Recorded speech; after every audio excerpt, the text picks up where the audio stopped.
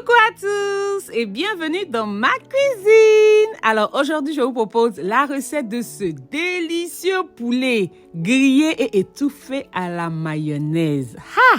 Franchement, vous ne voulez pas rater cette recette-là. Alors si vous êtes intéressé, restez scotchés.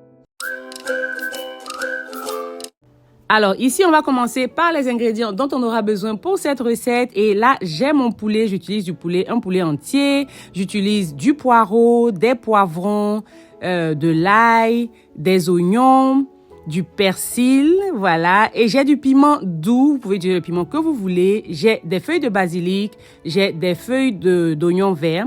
J'ai du vinaigre, de la moutarde, de la mayonnaise et des épices d'assaisonnement de votre choix.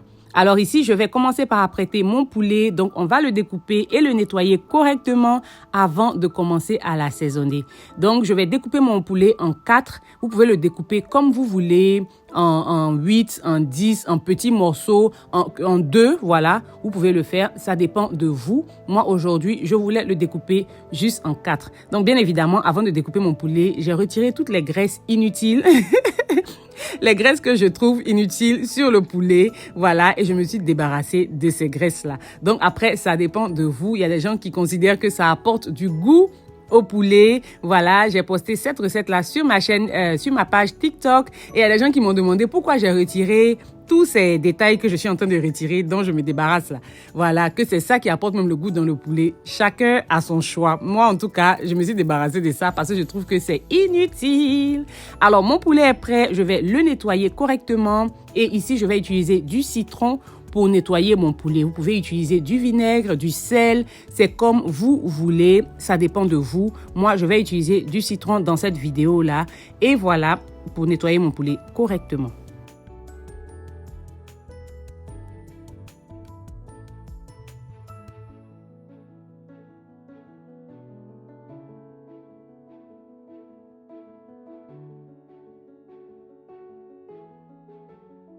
Il y a des gens qui disent qu'on ne doit pas nettoyer le poulet et qu'on doit le cuisiner directement parce que il y a des bactéries et tout ça. Moi, je nettoie mon poulet. Donc, à chacun son opinion ou sa croyance.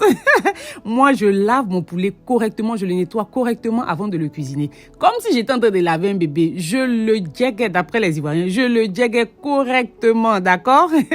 La seule chose que je vous conseille de faire ici, c'est qu'une fois que vous avez fini de nettoyer votre poulet ou même la viande fraîche, quelle que soit la viande que vous utilisez, nettoyez votre sink, votre lavabo, je sais pas comment on dit ça en français, le sink, correctement, d'accord? Ça, c'est quelque chose que je fais correctement, j'insiste dessus parce que oui, c'est là où par contre vous pouvez transférer des bactéries dans d'autres aliments ou dans les assiettes ou quoi que ce soit, vu que le lavabo est utilisé pour faire autre chose. Donc, je pulvérise du vinaigre, voilà, et je rajoute du savon. Je lave très bien mon lavabo avant de procéder à ma cuisine, d'accord? Comme ça, je suis sûre que je me suis débarrassée de toutes les bactéries et de quoi que ce soit avant d'aller faire autre chose. Donc, nettoyez bien votre sink, ne jouez pas avec ça. La viande fraîche, effectivement, transporte des bactéries.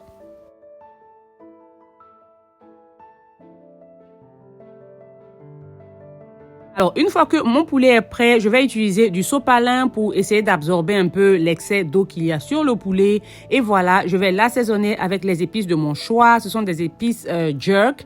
Voilà, vous pouvez utiliser les épices d'assaisonnement que vous voulez. Épices poulet, épices passe-partout, épices que vous avez dans votre cuisine. Le plus important, c'est de donner du goût au poulet. Assurez-vous qu'il y a du sel, il y a du poivre, il y a de l'ail, de l'oignon dans vos épices. En tout cas, une épice qui a du goût, voilà. Le plus important, c'est d'assaisonner le poulet et on va aller le griller.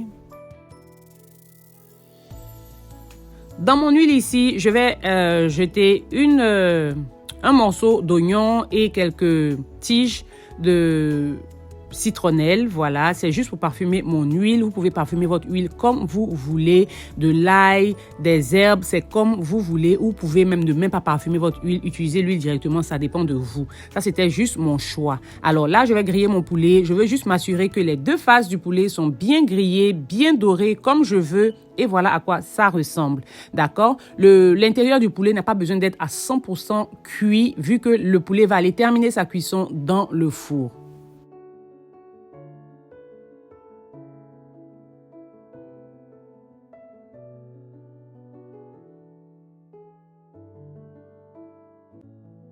Pendant que je grille mes autres morceaux de poulet, je profite pour préparer mes légumes. Donc, je vais découper tous mes légumes. Oignons verts, oignons, ail, poivrons, poireaux. Je vais tout découper. Je vais tout apprêter.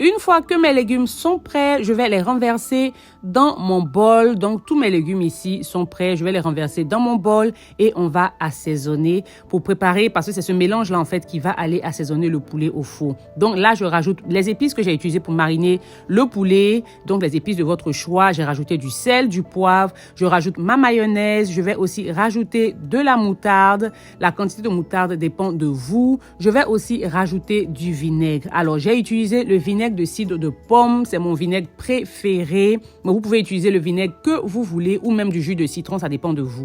Là, je rajoute de l'huile et c'est l'huile que j'ai utilisée pour griller le poulet. C'est très important.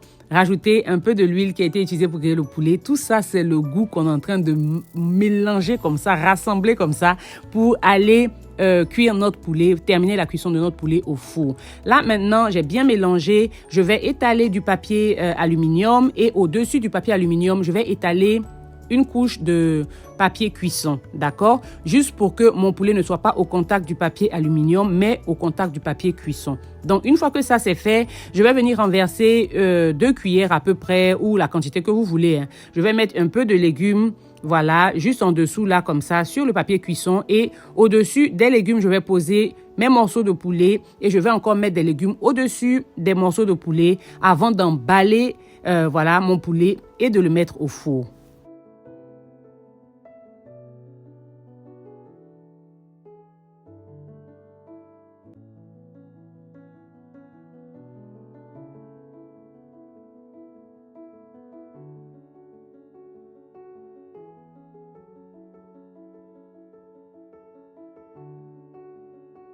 Pendant que j'emballe mon poulet, je m'assure que mon four est déjà en marche. Donc, je préchauffe mon four à 200 degrés Celsius. Et là, maintenant, mon poulet est prêt. Je vais le mettre au four pendant 35 minutes à 200 degrés Celsius.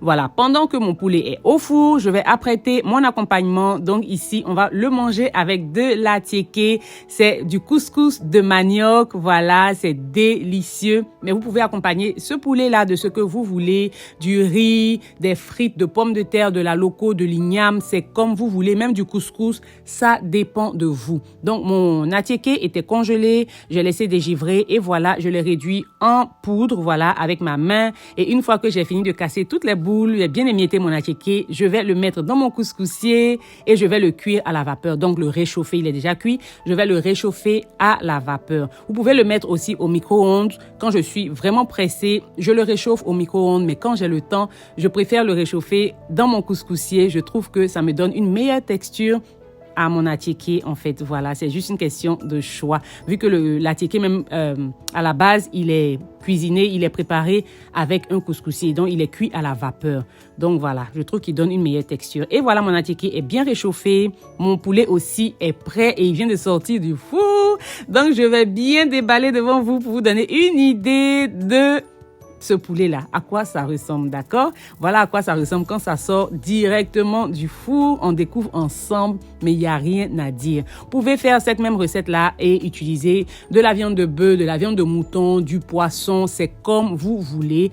Et voilà, c'est servi. Merci d'avoir regardé ma vidéo. J'espère que vous avez aimé. C'était délicieux. Croyez-moi, c'était délicieux. J'espère que vous allez essayer cette recette-là et vous allez me dire ce que vous en pensez dans les commentaires. N'oubliez pas de souscrire à ma chaîne si vous ne l'avez pas encore fait. N'oubliez pas de liker ma vidéo, partager, commenter et on se dit à la prochaine pour une nouvelle vidéo. Bye!